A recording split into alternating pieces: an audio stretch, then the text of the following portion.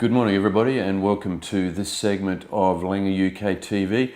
I'm here with my coffee. I thought I'd do a little Dean Martin for you.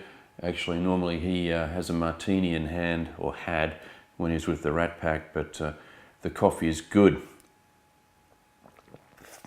Delicious. Now, I thought what I'd talk to you about this morning is one of my absolute pet peeves, and that is the term that we see used so often, metatarsalgia. Now, the reason I hate it is that metatarsalgia as a diagnosis is right up there with headache. And I guess if you went to see your doctor and you said, "Hey doc, my head hurts," and he said, "Well, obviously you've got a headache, that'll be $100, you wouldn't be that thrilled." Metatarsalgia is very similar, and we need to, I think, in our world of sports medicine and biomechanics, we need to, wherever possible, try to make the actual diagnosis, the pathological diagnosis, and metatarsalgia is not a pathological diagnosis. So what exactly is metatarsalgia?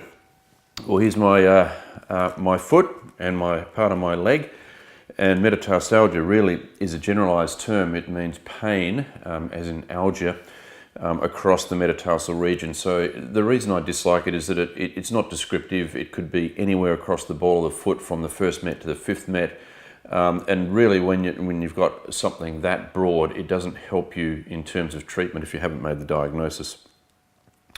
I guess it could encompass things as broad as a neuroma. Obviously we've discussed neurometer a little bit. The most common site for a neuroma is in either the second or the third interspace, so either here or here, and we understand what neuroma is pretty well.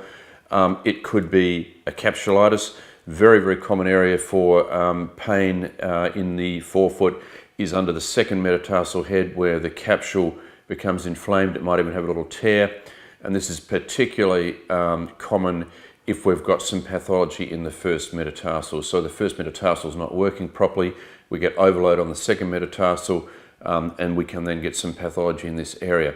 A lot of things can go wrong here. We can see a plantar plate tear, we can see actual damage to the capsule. In my experience, I've actually just seen one of these this morning when I was consulting, is that they're often very slow to resolve. Now the one I saw this morning is actually pretty interesting because this lady developed pain after being on a European holiday, walking on cobblestones. She developed what we thought an MRI was telling us is a plantar plate tear plus or minus some capsule damage. After a month, including 2 weeks in a cam walker and the appropriate pressure relieving insole, she's no better at all, and she's now reporting that she's getting some coldness of her foot, which makes me think about complex regional pain syndrome.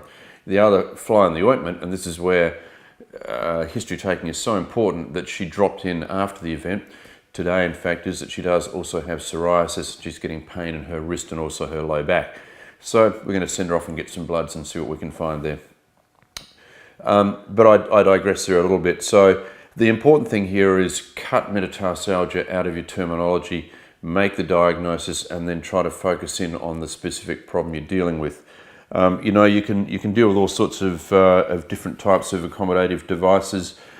This is one of the bio products. I like this little device a lot. This is a 3/4 length bio advanced.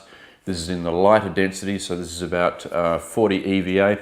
You can see the contouring through the device is excellent, so it provides us with really good support, which is often what's lacking in prefabs. The other device that I've used a lot, and I've mentioned to you before, and I really like this device. This is the BioSoft Plus, and this has memory foam. I'm not sure whether you can see that, but it actually will compress and it slowly expands.